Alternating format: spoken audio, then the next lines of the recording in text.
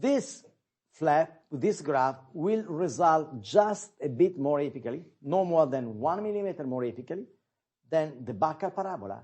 But at the same time, since the suture starts at the base of the papilla, perforates the flap, perforate the graft again, perforate the flap, and it's closed outside with a surgical knot, the inner aspect of this papilla are left completely free from any graft to join with the corresponding anatomic papilla that, despite they are weaker, they only have to welcome and to give blood supply to the surgical papilla with no presence of the graft between the two.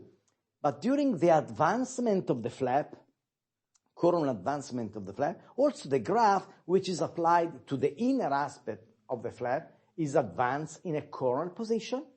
And since the graft is just submarginal with respect to the soft tissue margin, at the end you will have the soft tissue margin alone that will tight against to the temporal crown, and the connective tissue graft will end exactly where we schedule for this graft, namely 1 millimeter more coronal than the previous position of the soft tissue margin of the adjacent tooth. But by using the scallop outline of the flap in the case of tooth just extracted, we can apply the graft in a submarginal position with respect to the flap. But at the end, we have the same story. What we did in the delayed implant installation, we apply the graft at the base of the papilla, and then we advance the flap 1 millimeter more coronal. This is the same. We apply the graft 1 millimeter more apical to the flap. So once we advance the flap will be always 1 millimeter more coronal to the graft, but both of them will be advanced coronally so that the graft will reach a position that is more coronal than the previous position of the soft tissue margin of the adjacent tooth. So with very, very simple difference in the way we suture our graft, we can achieve the same outcome that we have in the case of delayed implant installation, but we avoid to make suture of the graft to the base of this papilla because this papilla is not thick enough, is not big enough to give support to the graft and to the flap also. Okay, this is the surgical approach with simultaneous connective tissue graft in a submarginal position. How do we open the flap? No doubt. We open the flap, which has to be advanced coronally, by opening one papilla more mesial and one papilla more distal with respect to the two papilla, mesial and distal, to the tooth that has to be extracted. How do we open this papilla? I don't have to tell you nothing more than this. It's a split thickness elevation with a blade that is kept parallel to the soft tissue. Once the buccal bone is reached, we overcome the buccal bone a couple of millimeters with the periosteum elevator, and once the buccal bone is exposed, it's the time to make deep incision first, and then superficial incision in order to allow the advancement of the flap that should reach a position that is much more coronal than the position of the soft tissue margin of the adjacent tooth. Now, the papilla is elevated, the buccal flap is protected. This is time to extract the root, and even if it breaks, we can work between the root and the bone, and once the root is extracted, you can see that the mesial, distal papilla, and the buccal flap is completely left untouched and not traumatized. Now, it's time to place the implant, and this is very safe because we guide implant installation, we guide all different surgical drills, and also we guide implant installation because we don't want that there is any minor change in the angulation of the implant with respect to what was previously scheduled in our computer. Now, we measure the amount of connective tissue graft that we need. But before this, we can rebase, reline our temporary crown intrasurgically. And this is already very, very precise because also the temporary crown was previously prepared with the same impression that was used for preparing the surgical stent. So we can prepare our transfer. The temporary crown has two wings that, let's say, make the right positioning of the temporary crown as it was scheduled. The amount of resin that we use to rebase the temporary crown is really the minimum we can.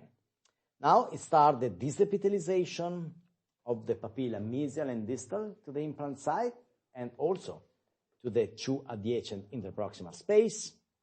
Mesial-distal dimension of the graft should be to include both the mesial and distal papilla. So I will promote also papilla growth by extending the graft to this area, increasing the thickness of the papilla. Then we can decide if this gap has to be filled. And I have to tell you that the only indication to fill the gap is when the gap is quite big, because if the gap is less than 1 millimeter, it doesn't make any sense to fill because there is no space also for the bone filler materials. And it means that the bone, buccal bone, is quite thick and the risk of collapse is very poor. While when the gap is bigger, we have to fill it because there is risk that in this case, the bundle bone so thin will collapse too early and lose space for bone augmentation. But now we see how this graft is fixed. We perforate the surgical papilla of the flap at the base from outside. This is the 706 millimeter long needle. We perforate the graft from outside 1 millimeter from the border.